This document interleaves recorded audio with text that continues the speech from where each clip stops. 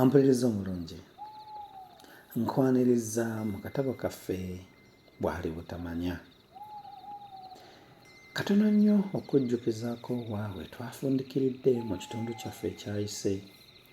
Kulisitiina yali akyatulumbojjera ebifa ku kusoma kwe n'okwa baganda be. Omwo nno nga mwe mwali okutolontoka mayiro ezaali ziwerera ddala 10 mu lugendo lwabwe olw'okugenda n'okudda okuva ku ssomero. Okwo kwagattanga okubeera nga baataataaganyizibwanga omusajja omu mu kkubo, oyo nno eyabagoberanga ddala n'okutuuka abamu okugwa ne bafuna n'ebinoobule.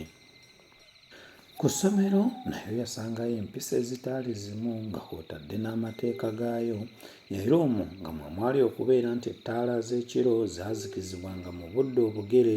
Okwo kwewateekanga okubeera nti okukyalirwa kwabanga kwa bbalirwe era nga nakwo kuliko amateeka agakugenderako. Baana bannaabwe abamu balinanga bawala bannaabwe be baayagalanga ennyo era abo be baateranga okuwa ebirabo mu ngeri ezitaali za njawulo, era ng'abasinga ku bo baakwatibwanga mu misango nga bali ebweru mu budde ettaala we zaali ziggiddwako. Nkwaniriza mu kitundu kyaffe ekyokubiri eky'essuula yaffe okusoma kwa Kulisitiina n'okwa baganda be. Lwali lumu bwe twali nga tulima mu nnimiro y'essomero, munnaffe omu eyayitibwanga Nansasi n'atugamba nti, "Bannange, nina kimbuuza." Ko ffe nti, "Buuza tukiwulire." Ko ye nti, "Jjajjange Nagutta yambuuza nga ndi mu luwummula olwayita nti, munnange nno wakyalira dda ensiko?" Nakazibwe yamubuuza nti, "Gwe wamuddamu otya?" Ko ye nti, "Namuddamu nti, ebyo jjajja by'oŋŋamba nze sibimanyi era sibyagala." Ko Nakazibwe nti, "Bwe wamugamba bw'otyo yakuddamu atya?" Ko Nansasi nti, "Yanziramu nti, mujja wange gwatuuse okufumbirwa, oba tewakyalira nsiko omusajja tali kudibizaawo ng'afunye abaatuukiriza empisa eyo?" Ko Nakazibwe nti, "Olwo ggwe wamugamba otya?"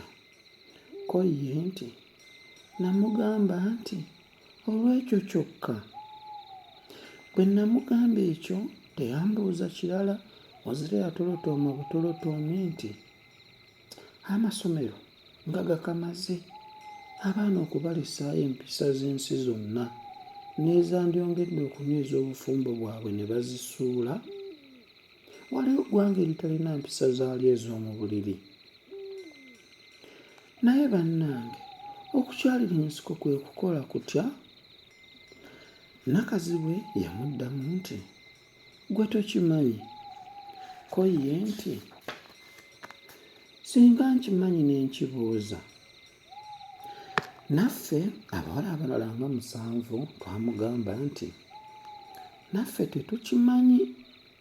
Ko ye nti, "Oba mwagala okukimanya n'akibategeeza enkya nga tukomyewo wano okulima."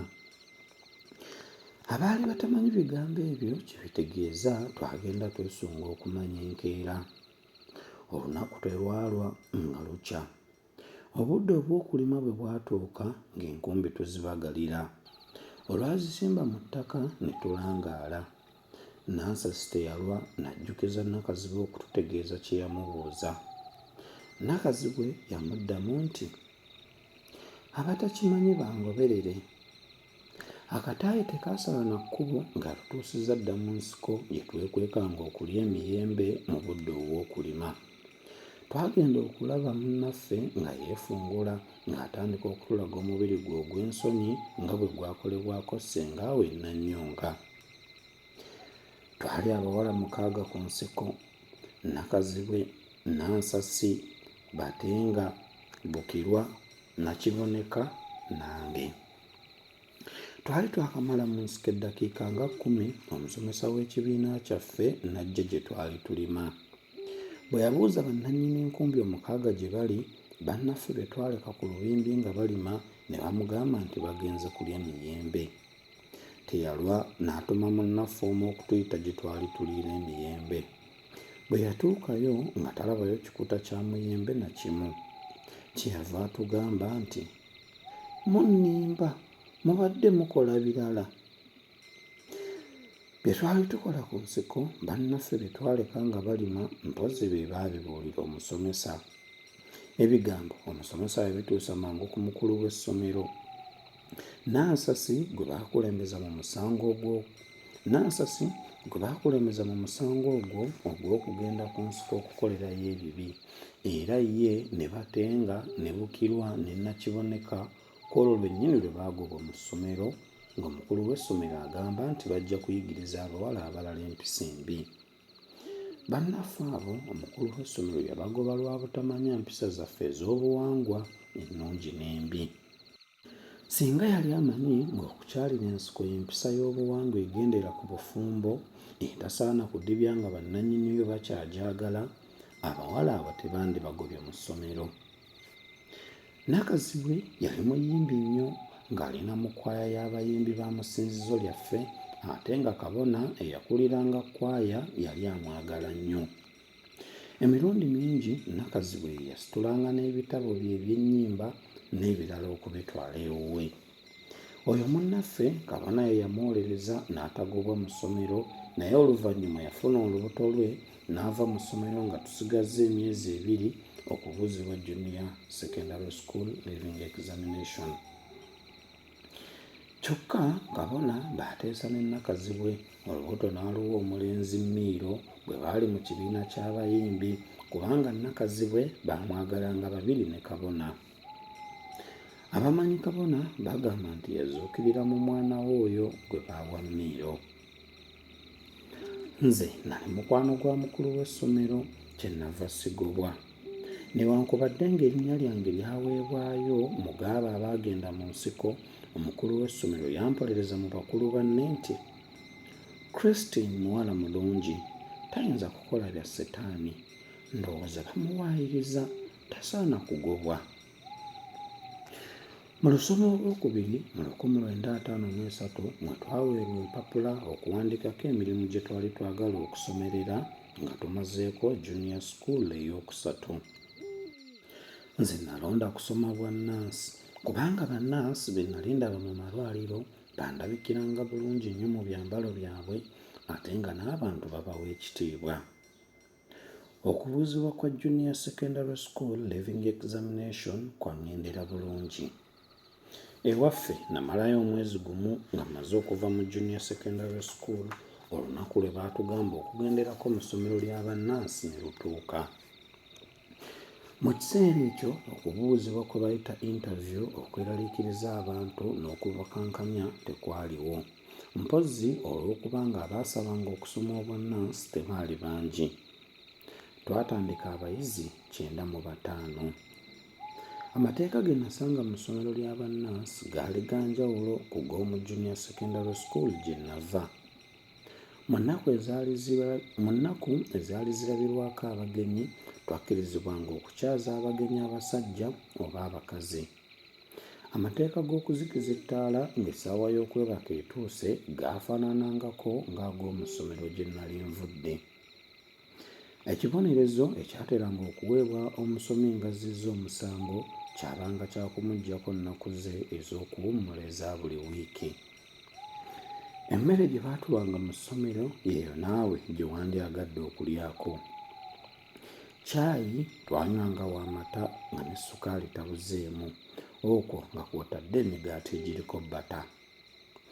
Emyezi ena egisooka twagimala nga tuyiga bintu bya bulijjo ebikolebwa abalwadde nga bino: okwala ebitanda byabwe, okusiba ebiwundu, ate n'okuteekateeka ebintu omusawo by'akozesa ku balwadde. Oluvannyuma twagabibwa mu wooda ne tutandika okukolera ddala ku balwadde bennyini, ate nga bwe tusoma mu bibiina mu biseera ebigere. Kyennatyanga ennyo nga tusoma ku muntu nga bw'akula kwe kutunula ku nggombagomba z'omuntu eyafa edda. Nalowoozanga nti ziyinza okuva eri ne zinkwata. ekisenge mwe zaali saayagalanga kuyingiramu nga ndi bw'omu.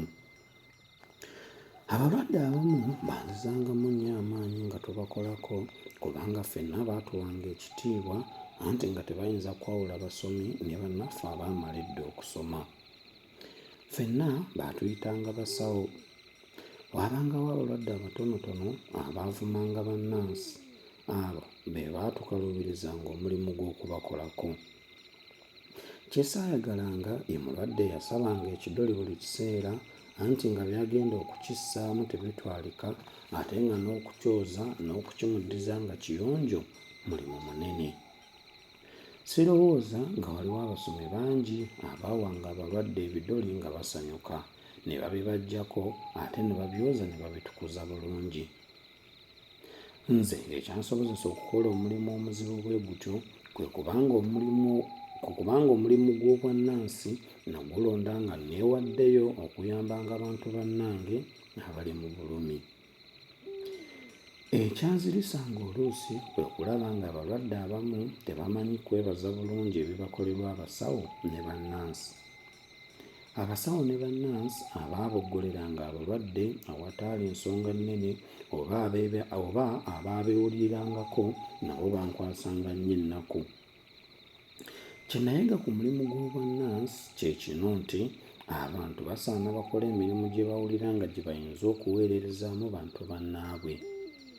Nze okuva lwe namala okusoma obwannansi mu 1957 ne mmala n'obwannansi sister mu 1965 sejjusangako olunaku n'olumu nti nakola bubi okulonda omulimu ogwo. Ampuliriza omulungi, nzikiriza tujja kufundikirira awo olwaleero. Bwe tujja okusimbuliza olunaku olw'eyo, Mukama bw'anaabakkiriza twongere okumanya wa gye byaggweera. Akuume atakuumira mpeera.